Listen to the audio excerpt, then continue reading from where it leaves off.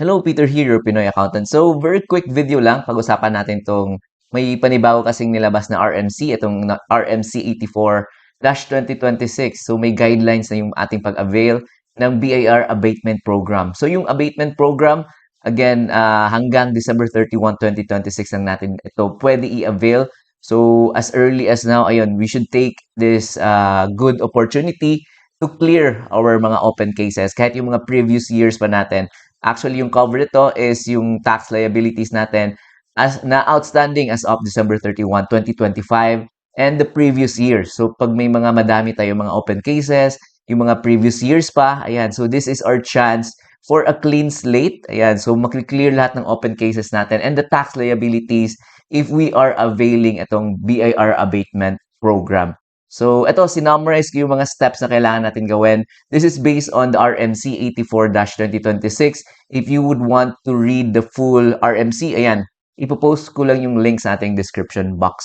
So, ito yung mga steps. Again, so if hindi nyo pa napanood yung ating previous video, ayan, ipopost ko lang yung link sa ating description box. Mas detailed kasi natin pinag-usapan yung mga qualifications ng mga pwedeng mag-avail ng BIR, itong abatement program. So, ito yung mga steps. Number one, ito talaga yung number one is we should check if we are qualified. So, number one, yung pwede lang mag-avail ito are the micro taxpayers. So, who are micro taxpayers?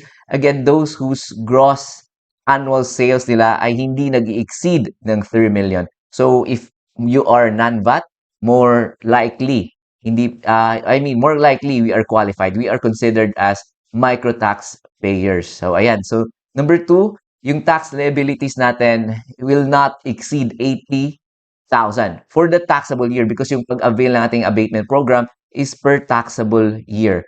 So yung basis ng threshold na 80,000, take note, is just your basic tax plus the compromise. So hindi natin isasama yung ating surcharges and the interest, which is a very good news, di ba? So if you are qualified, ayan, pwede na tayo mag-proceed sa mga next steps. So yung next step natin is magre-request tayo ng COTL from our RDO. So yung CEOTL is the Certificate of Existence of Outstanding Tax Liability. So, madali lang to because may form, mamaya papakita ko sa iyo. May sample form tayo on what form you will use for the request. So, madali lang yan. So, after submitting your request, expect na within 2 working days, ayan, they would release itong Certificate of Existence of Outstanding Tax Liabilities. So, naka-indicate doon ano yung mga tax type and anong taxable year and magkano ba yung tax liabilities ninyo. Because kailangan natin sa pag-file ng application for tax abatement, kailangan natin i-specify kasi ano yung mga tax types na covered nun and magkano yung amount ng ating tax liability. So without the CEOTL, hindi din tayo makakapag-apply. So yun yung pinaka-important na step is pupunta kayo sa RDO and magre-request kayo ng CEOTL. Ayan. So next natin is, so once you have the CEOTL na, ayan, pwede na kayo mag-submit ng mga requirements to your RDO. So ano-ano itong mga requirements? So ito yung mga basic lang na requirements na kailangan ninyo. Number one, 3 copies ng BIR Form 2121. So again, ipopost ko lang yung, mamaya papakita ko yung sample ng form and ipopost ko din yung sa ating description box so that madadownload nyo yung form or you can go to your RDO and pwede kayong makahingi ng copy ng form itself. Ayan, so 3 copies ng BIR Form 2121. So, naka-indicate doon is, yun nga, kailangan nyo yung tax type, ano yung taxable year. Per taxable year pala yung pag-apply natin. So, isang application form, 3 copies per taxable year. So, kung example 2023, 2024, ayan yung apply nyo.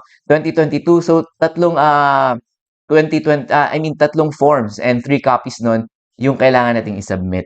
Ayan. So, number 2, kailangan ng photocopy ng valid government issued ID and dapat naka-indicate doon yung name, address, and birth date ninyo.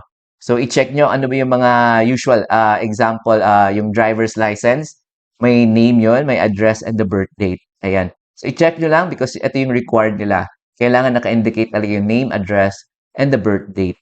Ayan. So, kung hindi naman kayo mismo yung mag-apply, kailangan ng SPA and yung ID din ng inyong yung SPA ninyo kailangan yung i-submit din. Kung hindi kayo mismo yung mag-apply. But if kayo mismo yung mag-apply, ayan, yung photocopy lang ng inyong valid ID. Ayan, so next natin is yung, yun nga, yung nabanggit natin kanina is yung CEOTL or the Certificate of Existence of Outstanding Tax Liabilities. So, kailangan nyo ding i-submit iyon. So, you will receive the approved application form. So, once you receive the application form, the approved, I mean, kailangan pa nila i-approve yung inyong application form, you can now pay the abatement fee of 5,000. So, that the 5,000 abatement fee is per application form. So, per taxable year yan. So, that is using the form 0605. So, mamaya papakita ko yung example ng 0605. So, you can get it sa inyong RDO or you can download sa website mismo ng BIR or ipopost ko lang yung link kung saan pwede nyo ma-download yung BIR form 0605.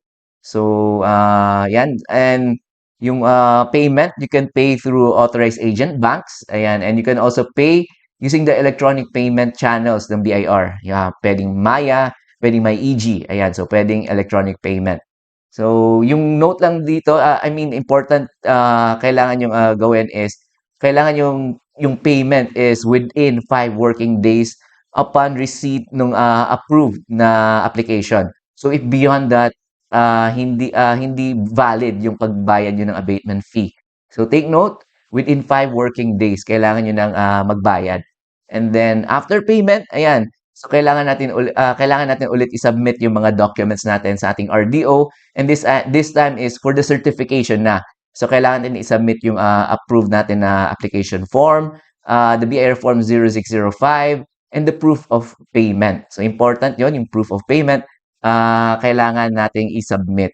So, ayan. So, yung submission din, take note, dapat within 5 working days then from the date of payment. Ayan. So, that valid yung ating pag-apply ng abatement program. So, yun. So, kailangan talaga i-consider yun. Otherwise, ayan, may invalidate na yung ating application. So, sayang naman. So, number 6, ayan. So, we will receive now the certificate. The certificate of availment naman. So, ito yung proof na approved na yung ating availment ng abatement program. So, you will receive this according to the RMC is within 5 working days then. So, if you would count, so within the month, di ba, you can receive na the certificate of availment. So, ito na yung pinaka-final proof. Ayan, na yung mga, ayan. So, yung last step na tayo. So, nagkamali pa tayo 6, tapos naging 8. So, that is 7, di ba? 6, 7. Ayan. So, open cases are now cleared with the receipt of your certificate of availment. So, yung certificate of availment, nakalagay doon kung anong taxable year and magkano yung amount na tax liabilities ninyo na kini-clear niya. So, ito na yung last step upon receipt of the certificate of availment. So, per taxable year din yung ating ma-receive. Example, 3 yung application natin ng abatement.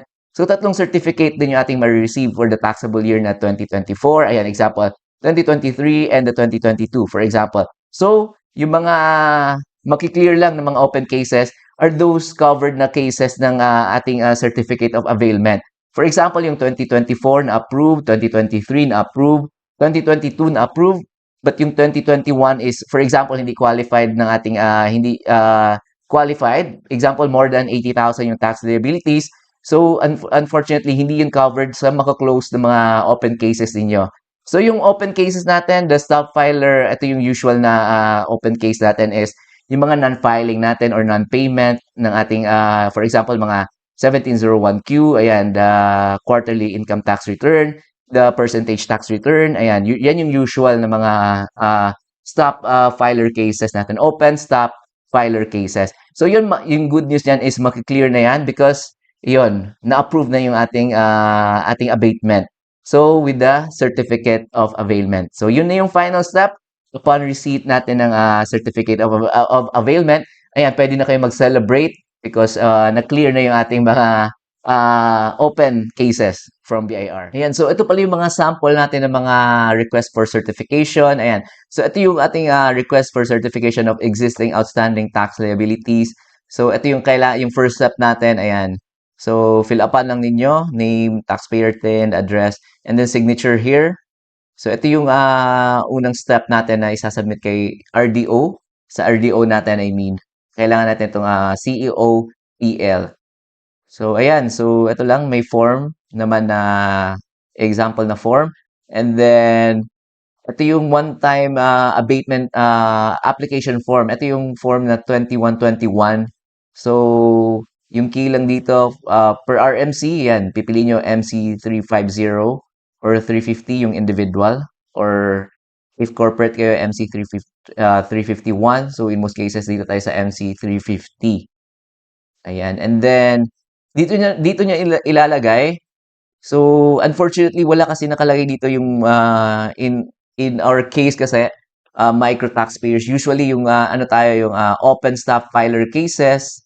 So, wala dito. So, I think we can put it here sa only penalties due. Lagyan na natin ng slash yung open staff filer cases.